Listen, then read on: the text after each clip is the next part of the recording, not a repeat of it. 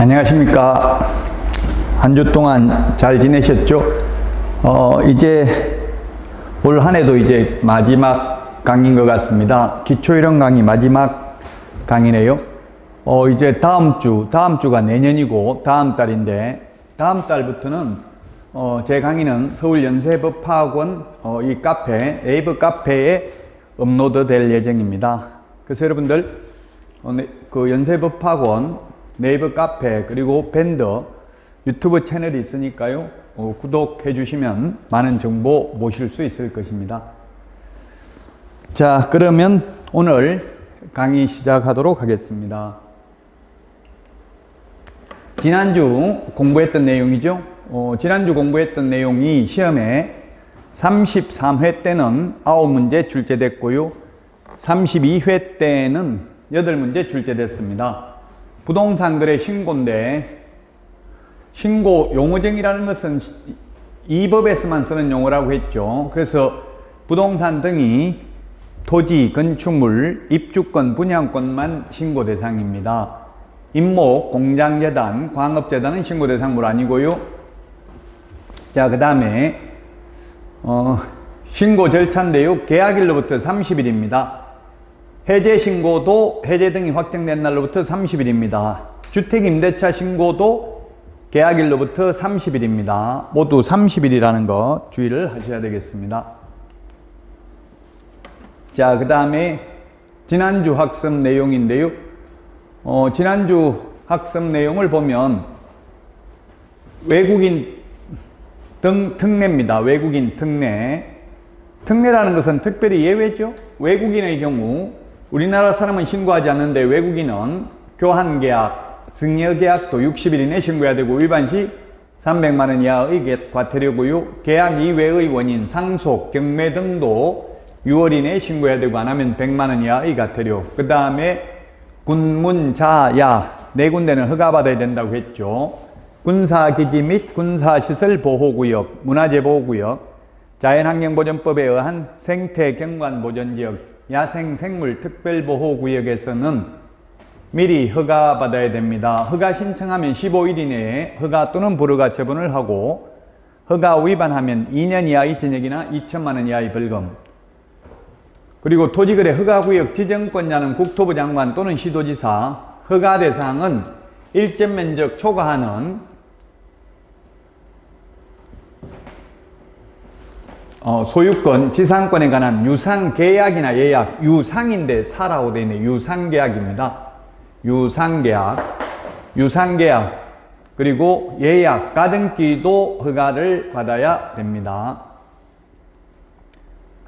허가 절차를 보면 허가 신청 미리 받아야 되고요, 15일 이내 허가 또는 불허가 처분을 해야 되고, 허가받지 아니한 계약은 무효입니다. 일정 기준 면적 초과해야 됩니다. 이게 33회 때 출제됐습니다. 주거지역, 미지정지역은 60제곱미터, 상업, 공업은 150제곱미터 초과, 녹지지역은 200제곱미터 초과하는 경우 허가받습니다.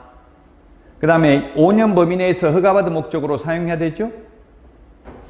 주거용지, 복지시설, 편익시설 2년이고요. 사업용 토지 4년, 현상보존 5년입니다. 이 허가를 위반하면 2년 이하의 징역 또는 100분의 30에 상당하는 금액 이하의 벌금이고, 그리고 또 이행강제금 10% 범위 내에서 이행강제금 부과합니다. 허가받은 목적으로 사용 안 하면. 방치하면 10%, 임대하면 7%, 이용 목적을 변경하면 5%입니다. 그리고 포상금 지급 대상이 있는데요, 접수된 날로부터 2개월 이내, 공인중개사법에서는 결정일로부터 1개월 이내, 그리고 시군구재원으로 충당을 합니다. 공인중개사법에서는 국고에서 50%까지 보조할 수 있다라고 되어 있었습니다. 자, 그러면 이제 오늘 학습할 내용입니다. 우리 기본서 341에서 427페이지인데요. 중개실문대 조사 확인에 대해서 보고요. 그 다음에 분묘기지권, 그리고 장사 등에 관한 법률, 농지법, 확인설명서, 서식 비교, 이런 내용들을 공부하도록 하겠습니다. 그리고 전자계약, 부동산 거래 전자계약 시스템, 전자계약, 부동산 등기 특별조치법, 부동산 실권리자 명의등기에 관한 법률, 그리고 주택임대차 보호법까지 오늘 공부하도록 하겠습니다. 자, 그러면 먼저 341페이지입니다. 기본서 341페이지에 보면 조사 확인이라고 나와 있습니다. 조사 확인해야 될 사항입니다. 우리 기본서에는 여기는 없고 앞에 법령에서 했죠. 확인 설명해야 될 게 일단 9가지입니다. 기권, 예공 상태, 환지세 이렇게 암기하도록 하겠습니다. 특히 최근에 신설된 게 바닥면의 상태도 설명하도록 신설됐죠. 바닥면의 상태, 기권, 예공 상태, 환지세. 자, 이제 1월달 기본 강의부터는 이런 식으로 암기할 프린트 2장 내드리겠습니다. 그 2장만 정확하게 공부해도 80점은 받을 수 있습니다. 요건 암기사항입니다. 기권, 예공, 상태, 환지세 9가지. 취득 관련 조세 설명해야 되죠? 취득 관련 조세. 지금은 취득세가 1주택인 경우 1%에서 3%, 2주택이면 8%, 3주택이면 12%입니다. 조정 대상 지역, 투기과열지구에서는. 근데 이게 취득세도 앞으로 바뀔 가능성이 있죠. 취득 관련 조세를 설명해야 됩니다. 양도 관련 조세를 설명하는 거 아니고요. 자, 그러면 조사 확인 방법입니다. 344페이지. 우리 기본서 343페이지 메뉴에 있고요. 그 다음에 344페이지에도 있는데, 자, 먼저 기본적 사항입니다. 기권, 가공, 기권, 예공, 상태, 환지세라고 했죠. 9가지 중에서 기본적 사항인데요. 소재지, 지목, 면적, 경계, 지형, 지세 이런 것들이 있습니다. 자, 그래서 시험에 뭐가 출제됐냐면은 경계는 지적도 임야도고요. 지형은 지적도 임야도입니다. 자, 지적도 임야도 공간정보 구축 및 관리 등에 관한 법률에서 여러분들이 공부하셨을 텐데, 이 지적도 임야도 1번지, 2번지, 3번지, 4번지가 있으면 이 지적도 임야도의 경우에는 지번 나와 있고요. 그 다음에 천원, 차장 이렇게 지목 나와 있고요. 지목. 그 다음에 이게 도각선이고요. 도각선. 경계입니다. 경계. 그래서 지적도 임야도에는 면적 안 나오고요. 소유자가 누구인지도 안 나옵니다. 그리고 지세도 확인할 수 없습니다. 지세, 기울기. 지세는 현장 답사를 통해서 확인을 하셔야 되겠습니다. 소재지는 토지대장, 임야대장, 지적도 임야도 다 나오죠. 지목도 전부 다 토지대장, 임야대장, 지적도 임야도에도 나옵니다. 근데 지목이 지적도 임야도에는 이렇게 부호, 약호로 표시가 됩니다. 그 다음에 또 시험에 한번 나온 게 건축물인 경우 방향, 설비, 그 다음에 노후 정도 이런 것들은 현장 답사를 통해서 확인을 해야 되고, 건축물 대장을 통해서는 확인할 수 없다. 이런 것들이 시험에 출제됐었습니다. 자, 그 다음에 353페이지입니다. 353. 분묘기지권입니다. 분묘기지권 353. 30회, 32회 때 출제됐네요. 분묘기지권. 분묘기지권이란 뭐냐면 지상권에 유사한 관습법상 물건입니다. 즉 묘가, 오래된 묘가 있으면 분묘기지권 성립하는 게 3가지가 있죠. 첫 번째, 나무 땅에다가 주인 동의받고 분묘를 설치한 경우, 그 다음에 주인 동의받지 않고 설치했다 하더라도 20년간 평온, 공연하게 그 분묘기지를 점유하고 봉제사하는 경우 시효 취득을 하게 됩니다. 시효라는 것은 시간이 경과됨에 따라 나타나는 효력을 시효라고 하죠. 시효 취득의 대상은 종손입니다. 종손. 장남입니다. 장남.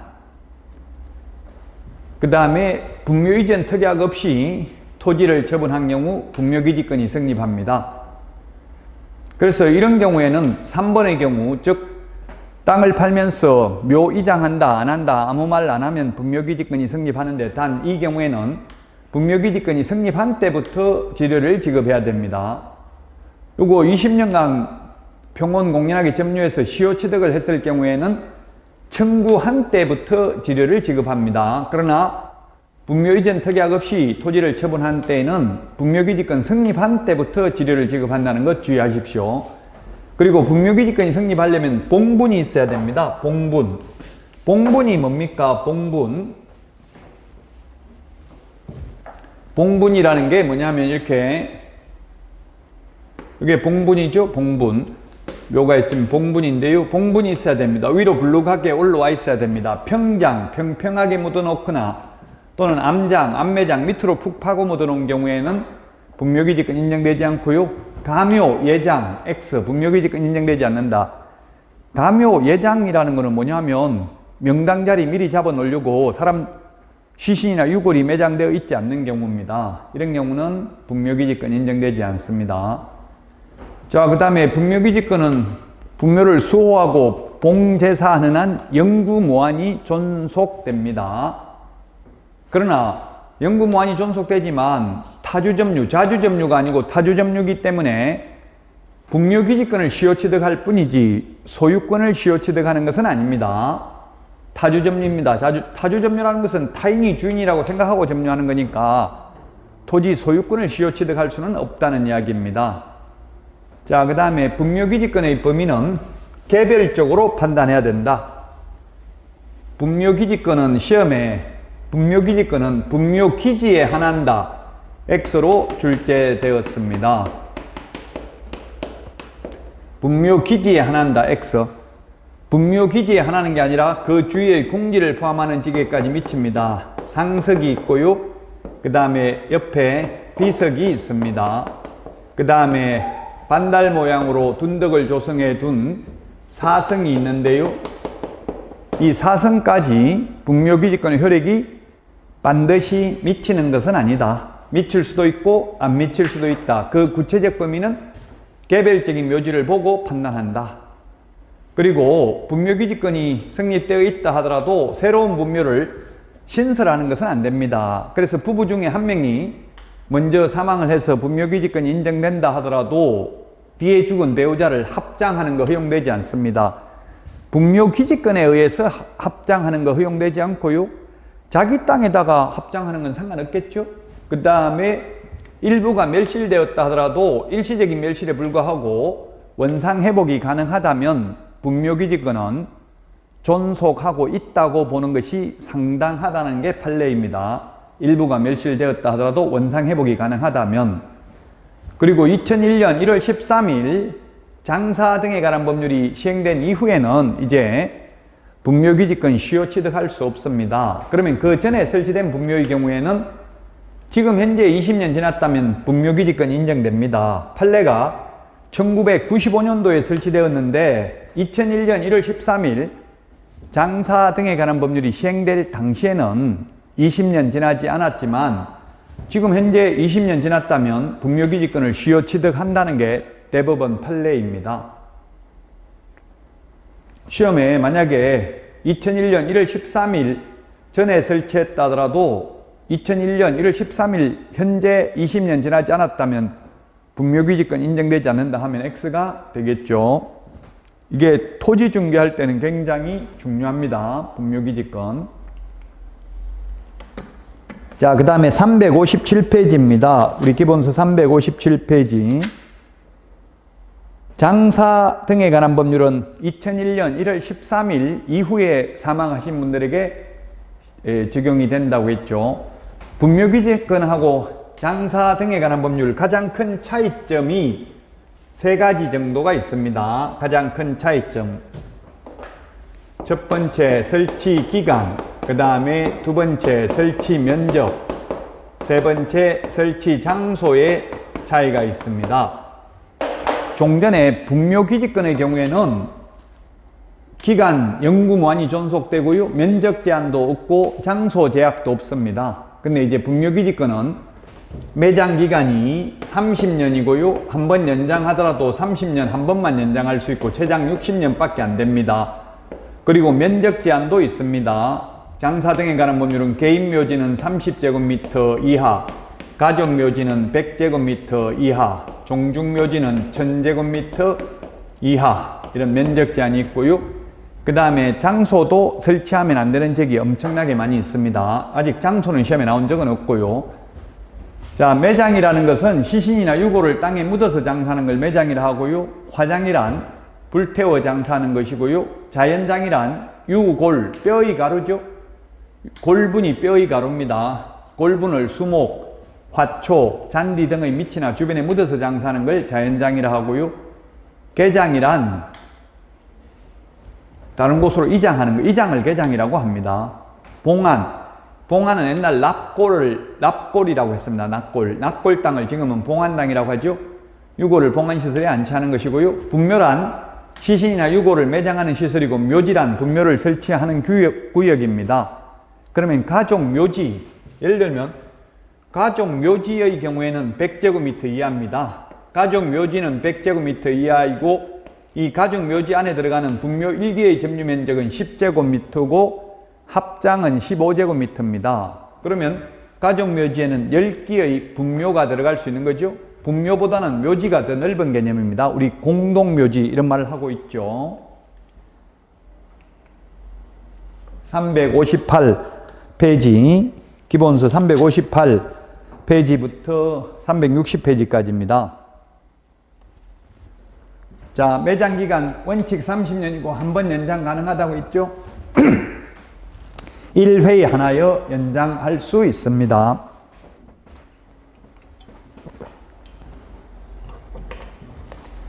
자, 그 다음에 매장기간이 끝나고 나면 최장 60년이 되겠죠.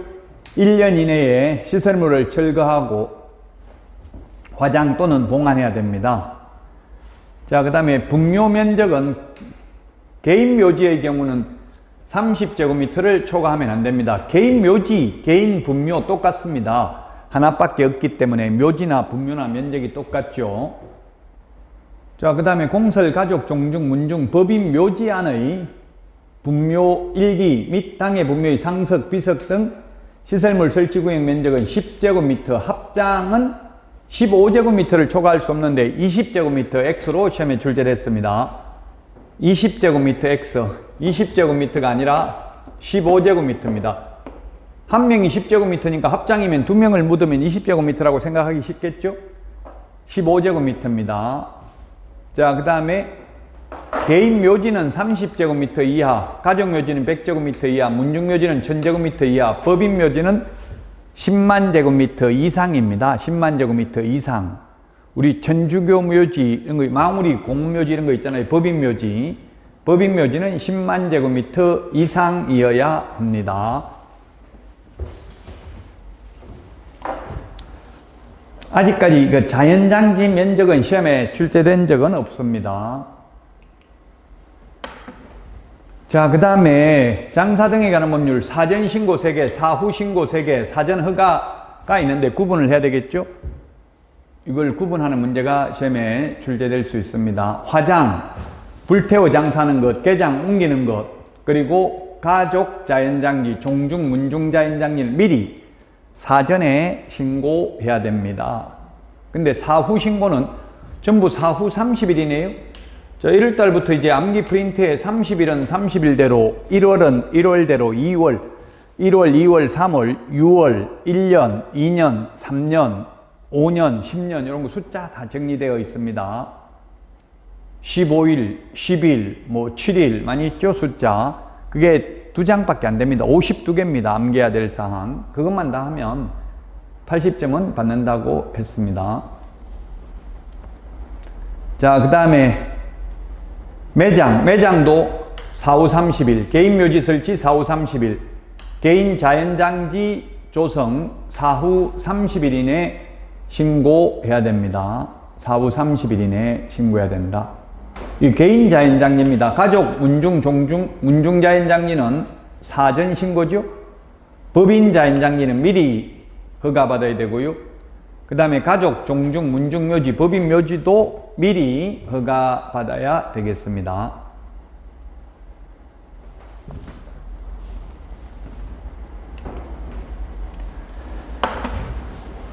자, 다음은 농지법입니다. 농지법 362페이지입니다. 농지법.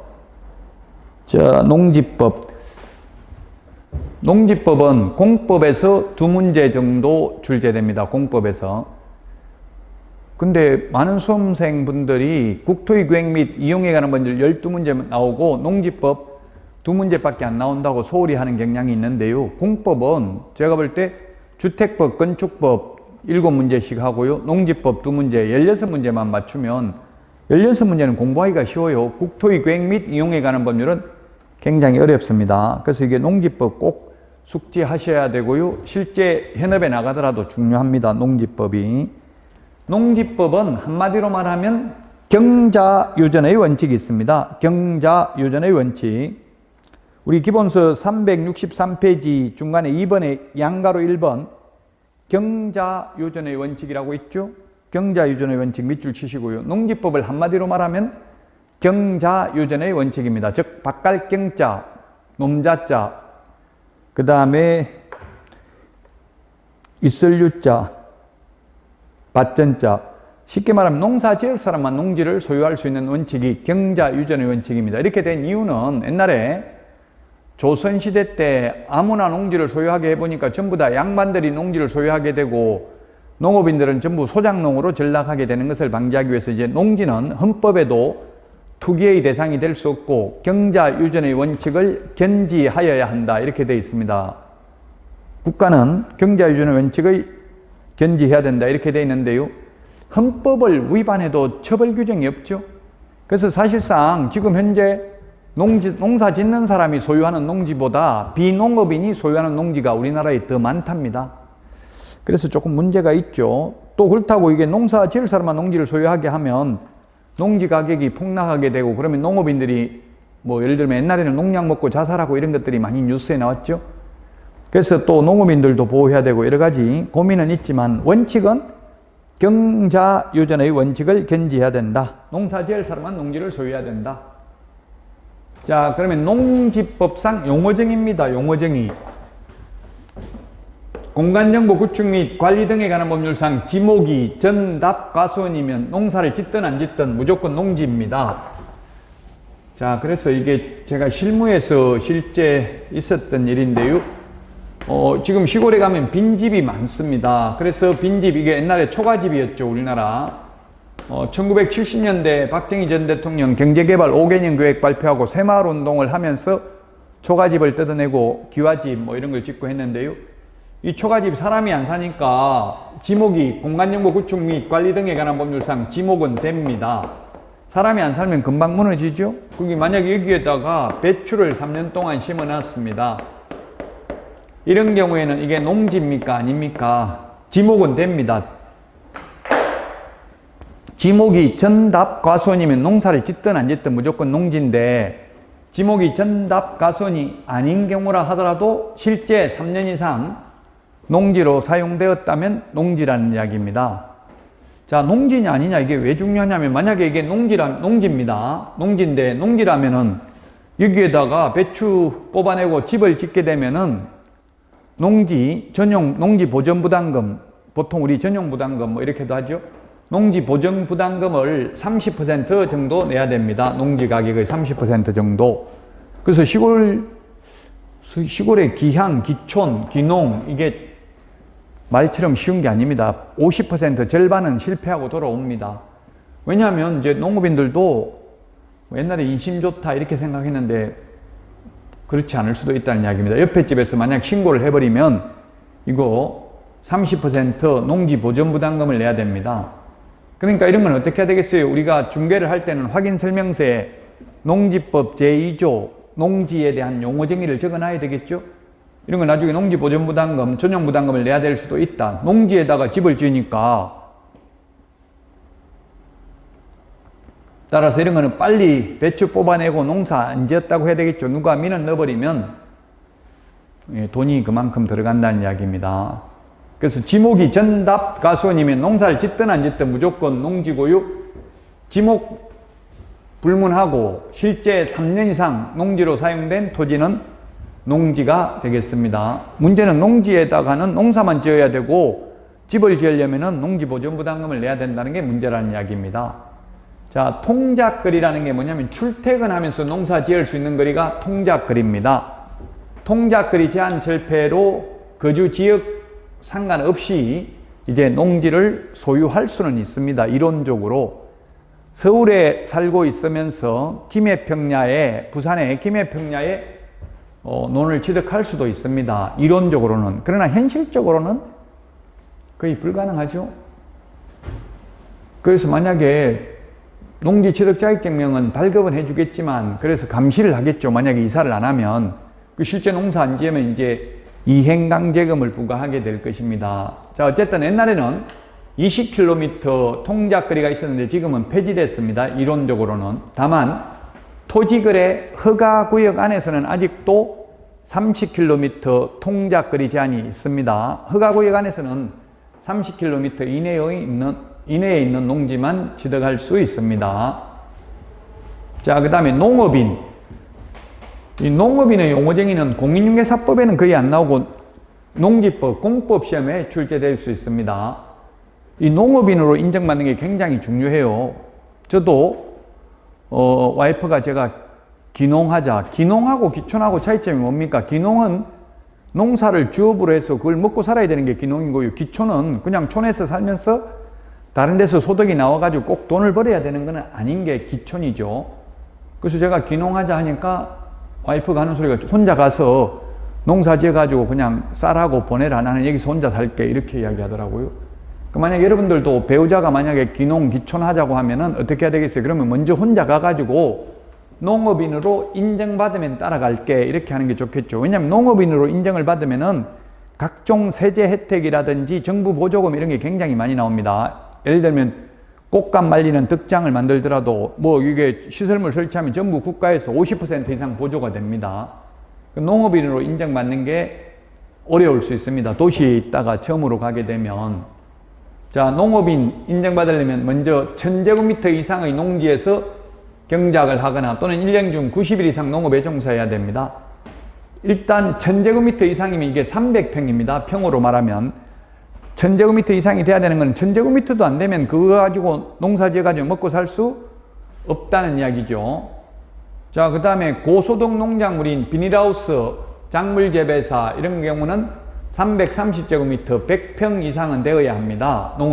농업인으로 인정받으려면. 그 다음에 대가축 2두, 소나 말 2마리, 중가축, 돼지 10마리, 소가축, 백두 100마리, 가금, 꿩을 키우면은 1천수 1000마리, 꿩 1000마리, 꿀벌 10군 이상을 사용하거나 1년에 120일 이상 축산업에 종사해야 농업인으로 인정받고요. 농산물 연간 판매액이 120만 원 이상인 자.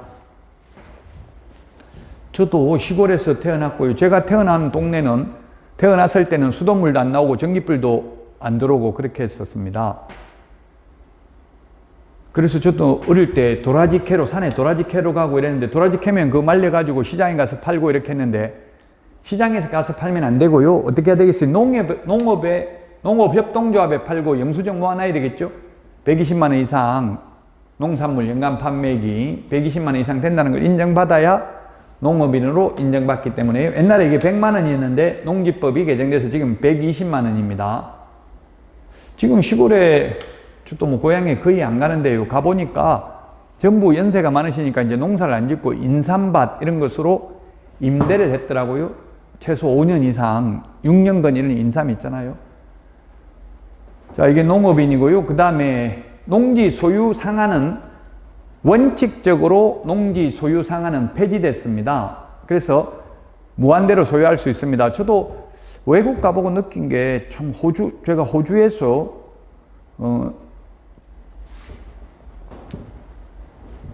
버스를 타고 4시간 동안 가보니까 한 1시간 동안 가는데 논이 나오는데 계속 그게 한 사람 논이라고 하더라고. 우리나라 경상남도 면적하고 똑같다 하더라고. 한 사람 논 면적이.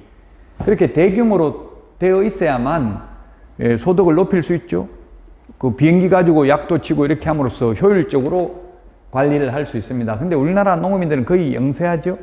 그래서 우리나라도 이제 옛날에는 5만 제곱미터 진흥지역 외의 농지는 5만 제곱미터 초과할 수 없다 이런 규정이 있었는데요. 삭제됐습니다. 그러면 또 경자 유전의 원칙에 반하죠. 농사 지을 사람은 농지를 소유해야 되는데 5만 제곱미터 초과하면 우리나라에서 한 사람이 농사 지을 수 없잖아요. 만약에 경지 정리가 안 돼 있는 진흥구역, 진흥지역 외의 농지라면 약간 모순이긴 한데 어쨌든 농지 소유 상한은 폐지됐습니다. 이제 무한대로 소유할 수 있습니다. 다만 예외적으로 아직도 이 세 개는 농지 소유 상한이 있습니다. 그게 뭐냐면 첫 번째, 비농업인이 상속받는 경우는 10,000제곱미터까지만 소유할 수 있습니다. 농업인의 경우에는 무한대로 소유할 수 있겠죠? 이 농업인이 여기 있잖아요. 용어정이 실제 농사 짓는 사람이 상속받으면 무한대로 소유할 수 있고요.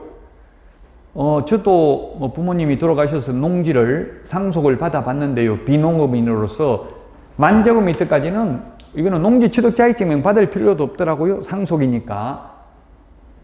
예, 취득 10,000제곱미터까지 취득 가능하고요. 만약 10,000제곱미터 이상이 되면, 초과되면은 한국농어촌공사에 위탁 경영을 하면 되기는 합니다.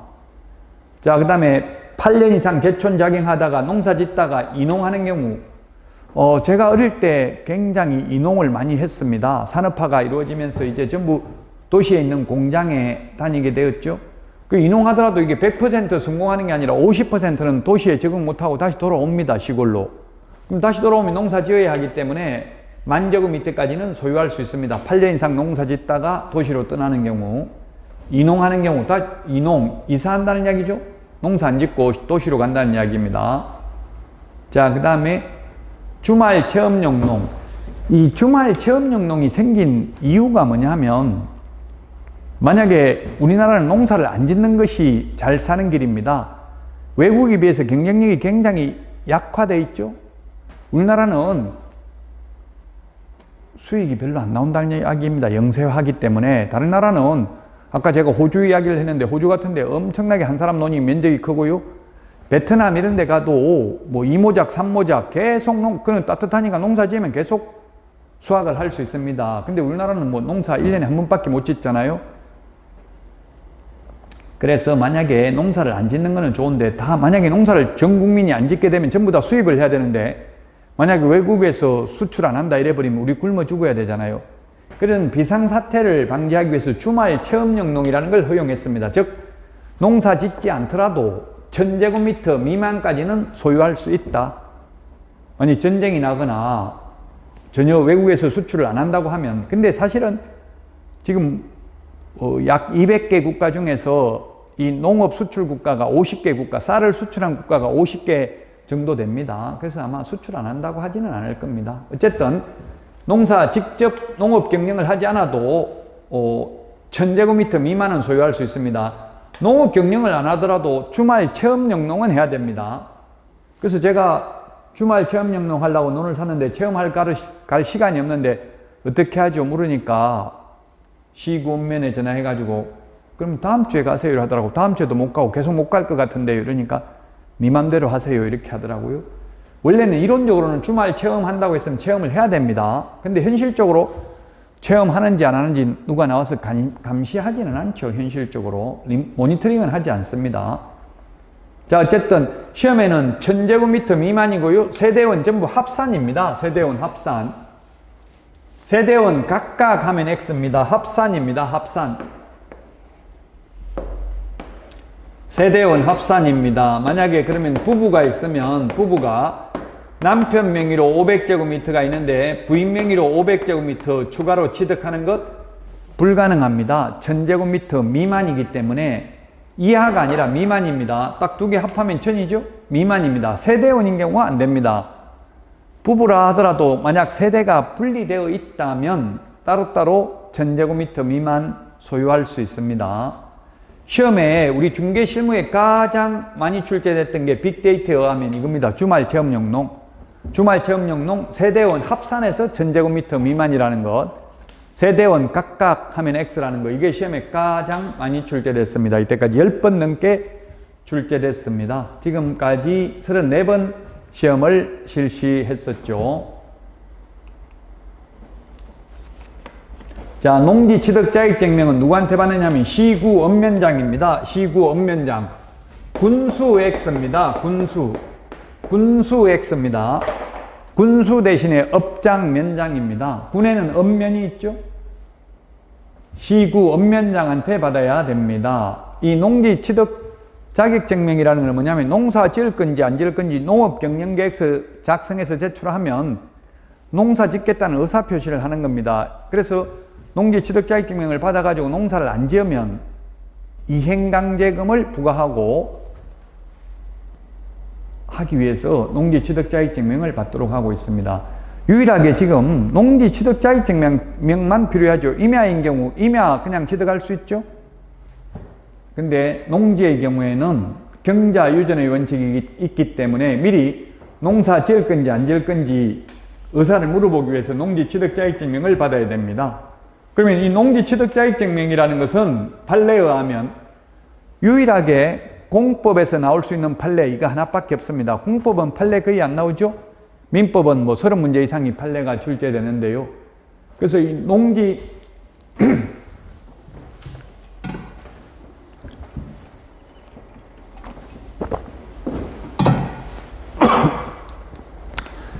농지취득자격증명은 소유권 이전 등기 할 때 첨부해야 될 서류일 뿐이지 법률행위 효력 요건은 아니다. 농지취득자격증명 못 받았다고 계약이 당연 무효가 되는 것은 아닙니다. 예를 들면 한국자산관리공사 공매로 낙찰받았다 하더라도 만약 농지취득자격증명을 못 받으면 소유권 이전 등기는 안 됩니다. 소유권 이전 등기 할 때 첨부해야 될 서류일 뿐입니다. 농지취득자격증명 못 받았다고 당연히 계약이 무효가 되는 건 아닙니다.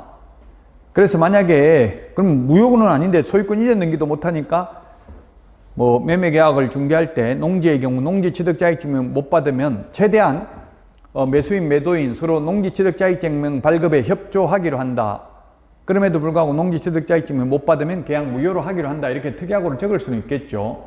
그럼 현실적으로 농지취득자격증명 발급 안 해주는 경우는 제가 그 연수원에서 공무원 대상으로 강의를 해보니까 그 농지취득자격증명 발급해주는 담당자한테 물어보니까 어떤 경우 발급 안 해주냐 물어보니까 실제 농지가 아닌 경우는 발급이 안 될 수 있답니다. 대표적인 게 뭐가 있냐면 시골에 가보면 전이라고 하죠. 전, 밭에 묘만 있는 경우 있죠. 그 묘만 있는 경우에는 실제 농지로 사용할 수 없잖아요. 그런 경우 농지취득자격증명 발급 안 해준답니다.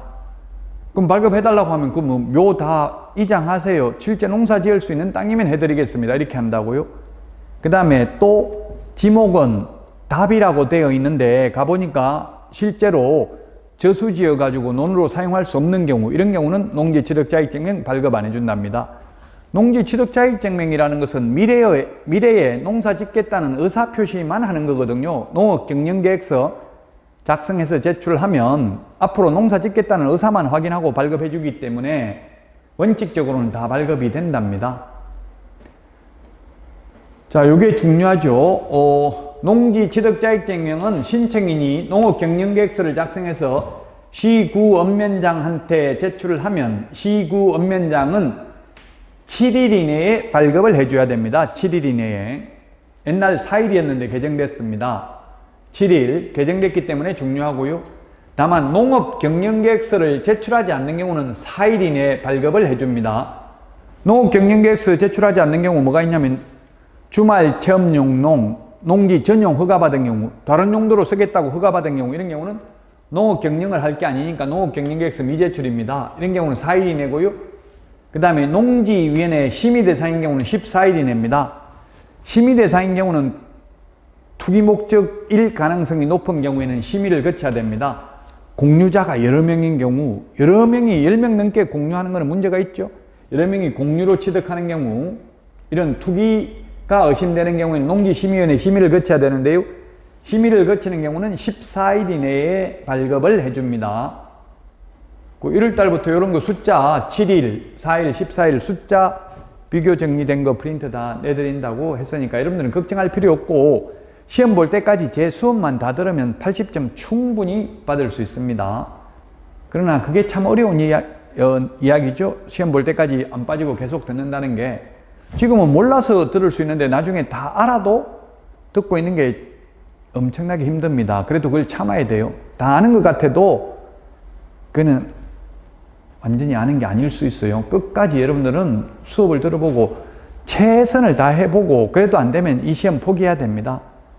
미래를 남기고 아쉽게 한 문제 때문에 떨어져가지고 또 1년 더 하고 이렇게 하면 기회비용이 1년 더 하는데 1억 차이 나죠? 그 돈을 좀 투자하더라도 34회 시험에 꼭 합격하실 수 있도록, 합격하려면 시간과 돈과 노력과 정열 모든 걸 다 투자해야 되지 그냥 날로 먹으려고 하면 합격하기 쉽지 않아요. 그러니까 여러분들이 모든 정력을 다 쏟아부어서 뭐 여러분들이 다른 직장에 다니고 이렇게 하면 그게 쉽지는 않죠. 저도 사실 직장 다니면서 자격증을 땄어요. 그러니까 직장 다니면서 따려면은 이게 목숨 걸고 할 수는 없습니다. 그러면은 뭐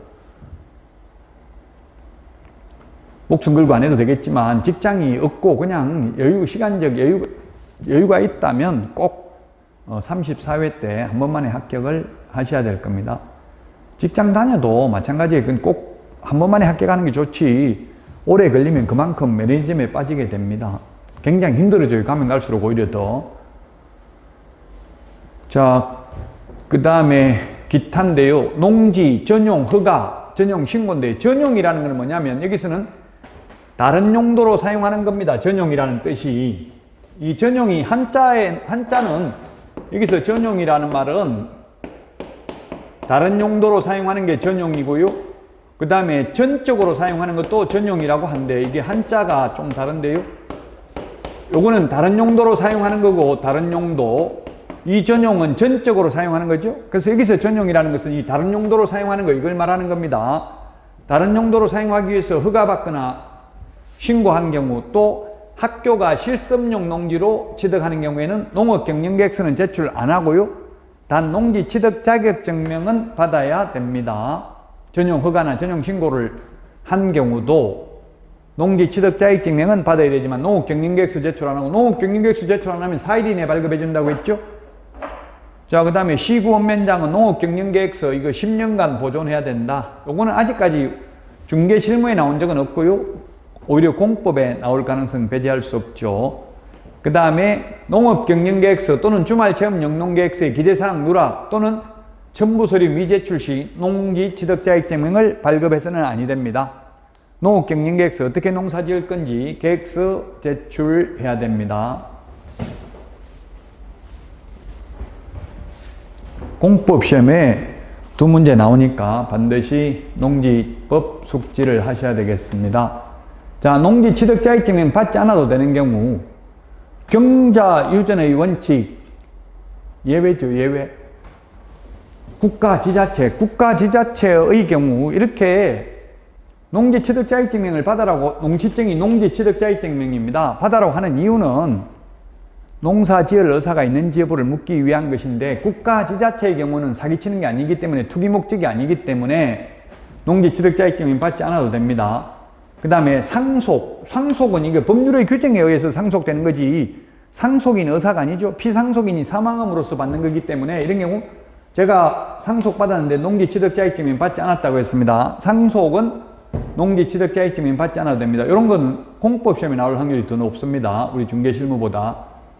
그 다음에 담보농지 취득하여 소유하는 경우 건조당 설정해가지고 담보농지 경매로 낙찰받는 경우 담보농지 이 담보농지 취득하는 경우에는 농지 취득 자격증명 받지 않아도 됩니다. 그 다음에 농지 전용 협의를 완료한 농지입니다. 전용 허가나 전용 신고는 농지 취득 자격증명 받아야 되는데 전용 협의라는 것은 협의는 개인은 협의 불가능합니다. 국가, 지자체, 공공기관, 공공단체가 시구, 읍면장과 협의할 수 있습니다. 협의가 완료되면 농지 취득 자격증명 받을 필요 없습니다. 협의는 농지 취득 자격증명 안 받는데 농지 전용 허가, 농지 전용 신고의 경우는 농지 취득 자격증명 받는다 했습니다. 전용 허가는 다만 농업경영계획서 제출은 안 한다고 했죠. 농업법인 합병이면 자기 A 회사, B 회사 두 개가 합병되면 자기 거 자기가 취득하는 거니까 농지 취득 자격증명 안 받아도 된다. 원래 법인은 농지 취득이 불가능합니다. 농업법인, 영농법인만 농지를 취득할 수 있습니다. 개인의 경우 자연인은 농지 취득할 수 있지만 법인은 취득할 수 없습니다. 왜? 법인이 농사 지을 수 없기 때문에. 다만 영농법인은 취득할 수 있습니다. 요즘 영농법인도 형식적으로 영농법인 만들어가지고 농사 짓는 게 주업이 아니라 전매 차익을 노리려고 하는 경우도 많이 있기는 합니다. 현실적으로. 자, 그 다음에 공유농지 분할. 공유농지 자기 거, 만약에 지분이 2분의 1씩 있었던 거 2분의 1 자기 지분 자기 거 자기가 가져가는 거니까 이런 경우는 농지취득자격증명 받지 않습니다. 시효취득 20년간 평온공연하게 점유해가지고 시효취득을 하는 경우에는 농지취득자격증명 받지 않아도 됩니다. 여러분들이 지금 공부하면서 이제 주의해야 될 게, 여러분들 부모님들 혹시 시골에 논이나 밭 있는 거 있다면 잘 있는지 꼭 한번 확인을 해봐야 됩니다. 만약에 다른 사람이 농사 짓고 있다면 요즘 시골에 보니까 농사 지어도 차임을 한 푼도 안 받는 경우 많아요. 돈 내고 농사 지을 사람이 없어요. 그냥 공짜로 농사 지으라고 합니다. 그럼 공짜로 짓다가 20년 지나버리면 그냥 시효취득을 할 수도 있다는 이야기입니다. 그럼 반드시 임대차 계약서를 작성하고 1년에 돈 10만 원이라도 받아두는 게 좋겠죠? 그럼 증거가 없으면 소유권 뺏길 수도 있습니다. 그럼 여러분들 가족 주변에 이거 농지가 있으면 꼭 시효 완성이 돼 가는지 20년 돼 가는지 여러분들 꼭 확인하고 시효를 중단시켜야 됩니다. 시효라는 것은 시간이 경과됨에 따라 나타나는 효력을 시효라고 하죠. 자, 그 다음에 토지거래 허가구역 내에 있는 농지의 경우 토지거래 허가받으면 농지법 제8조에 의한 농지취득자격증명 받은 것으로 보고 또 계약서 금인도 받은 것으로 봅니다. 토지거래 허가받으면.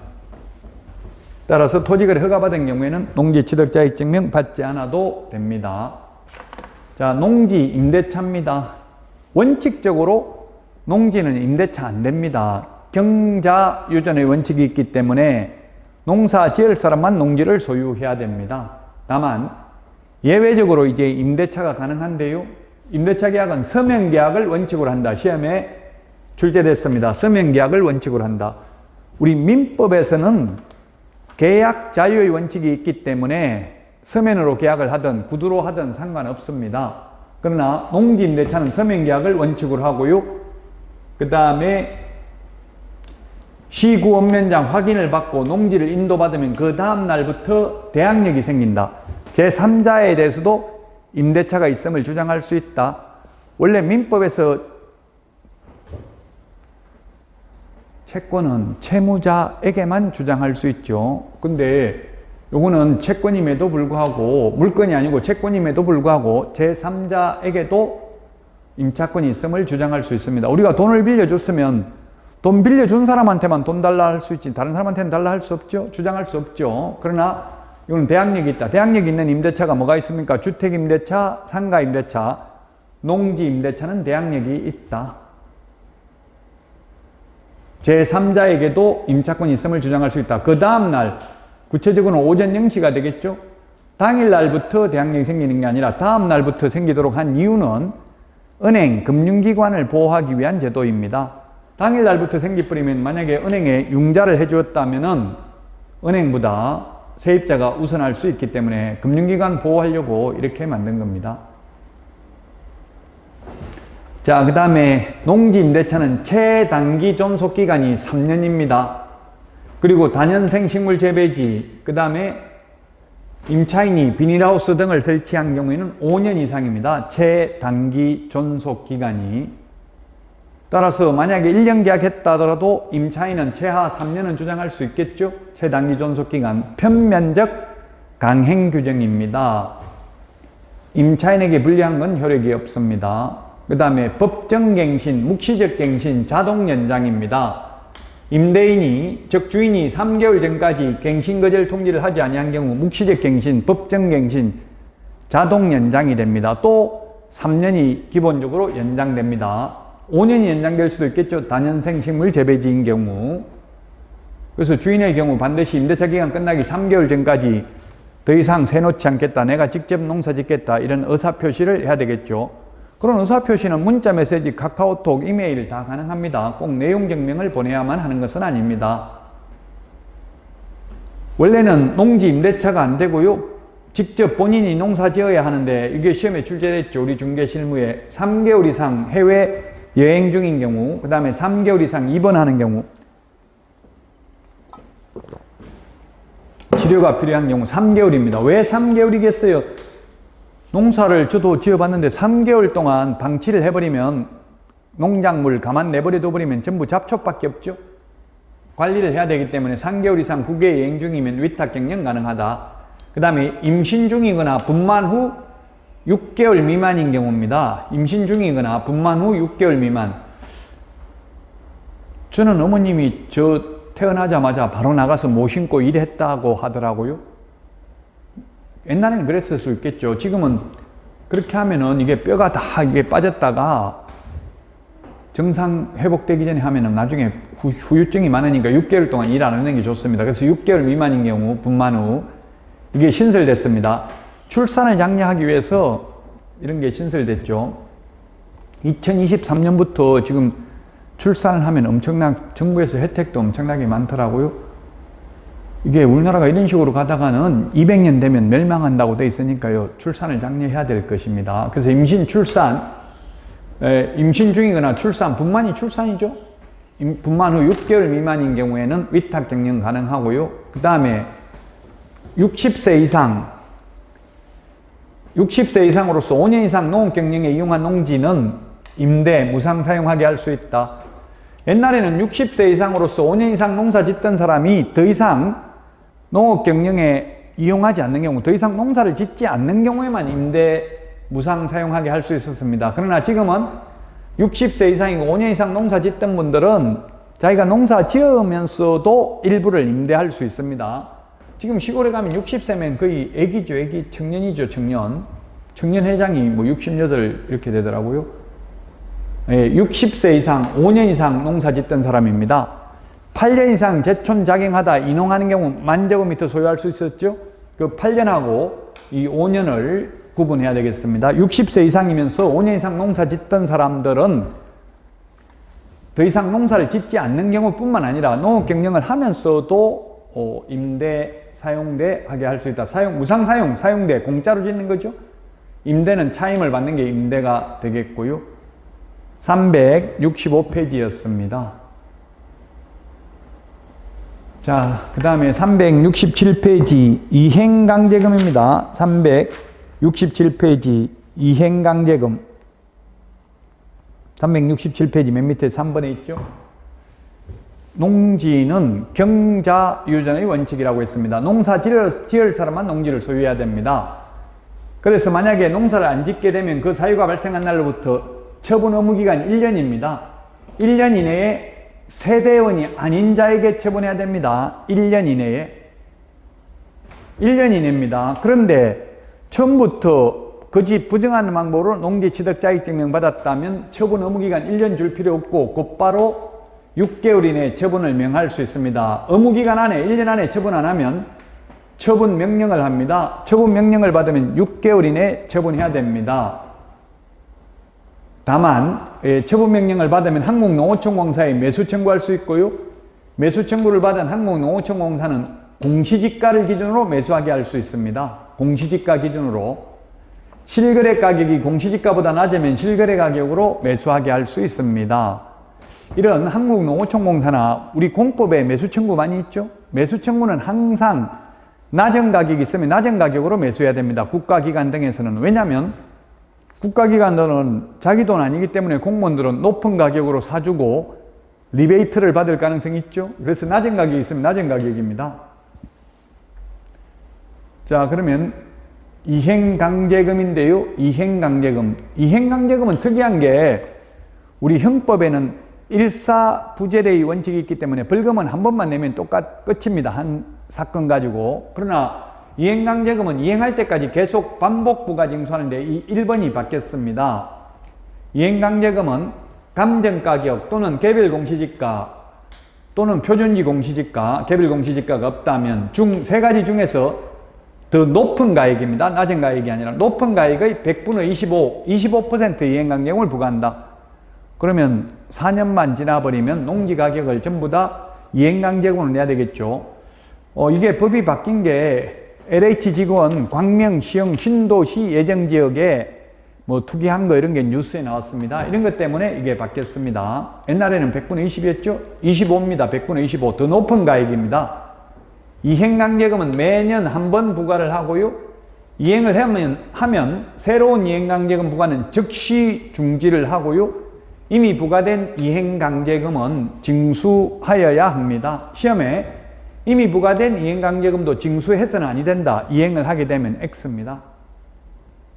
이행강제금 부과에 대한 이의신청은 30일 이내에 처분청에 이행강제금을 부과한 시장군수구청장에게 이의제기할 수 있습니다. 농지법 이행강제금, 부동산거래 신고 등에 관한 법률의 이행강제금 부과 이의신청 모두 30일입니다. 이거 33회 시험에 출제됐습니다. 30일입니다. 30일 이내에 이의신청할 수 있습니다.